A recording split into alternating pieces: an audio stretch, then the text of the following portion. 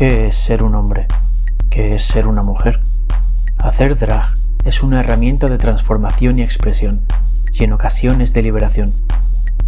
Desde hace unos años, los programas de drag racing como RuPaul han ido ganando popularidad entre la población. ¿Cuál es el papel del género y de la ropa sin género en la industria del drag? My name is Thomas O'Brien. I live in Ballarat, Victoria in Australia.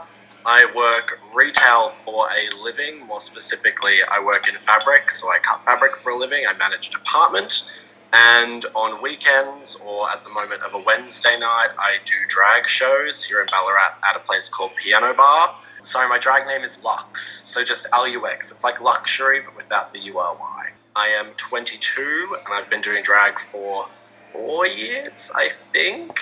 In my case, it's a form of performance art to me, so I've always been really into fashion and really into like Vogue and like haute couture sort of shows. So this was my way of sort of expressing my love for that side of the art form of fashion in my own personal way, I guess. Like you can see, I've got some of my stuff behind me. It's just, to me, drag is a way of expression of gender and an expression of identity. In which outfit do you feel the most confident? Do you feel that like clothes can make you feel confident or not confident at all? Like, what is your opinion about that?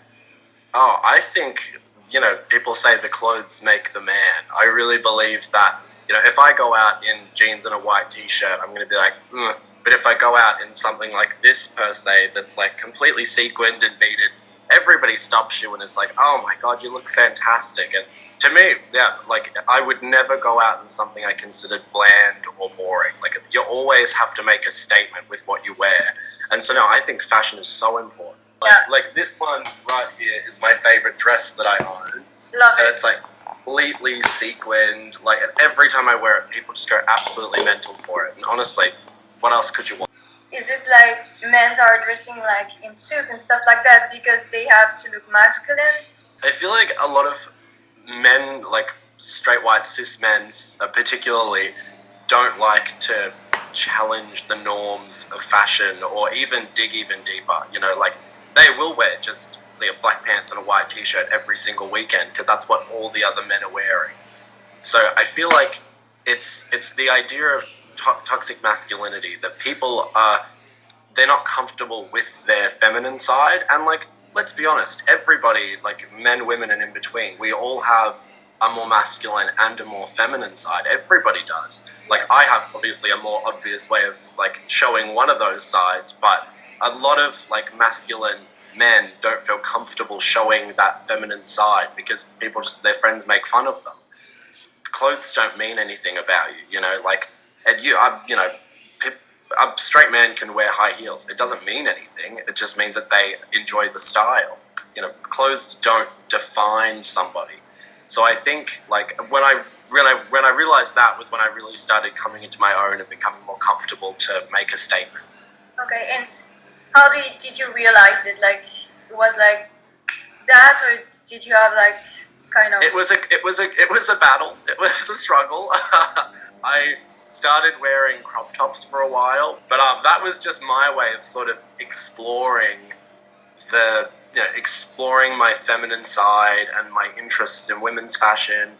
Like it was a very slow burn, but then like that was how I found that I enjoyed doing drag and doing this. Like I like to keep my masculine and my feminine side kind of separate. Like on a day like today, I'm wearing feminine-esque clothing, so I'm kind of mixing them together, but yeah, eventually I realized that I was uncomfortable dressing in those clothes just because it was almost confusing to other people. It was confusing to me, so I just decided to just split them in half.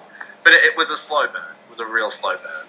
I saw that QD was wearing a dress like for one of his concerts last week. It's important that it's masculine people that are doing it as well. But when rappers start doing it, it's interesting because they're really like they're almost challenging their fans. So do you think that if clothes are losing their gender, it will impact the drag world? For somebody like me who is considered a fashion queen, I'm excited to see like the rebirth of the Mugler age of fashion, because I love when people do that sort of confusing drag that's, you know, a boy dressed as a girl who's doing a male illusion. It kind of like makes people think a bit more.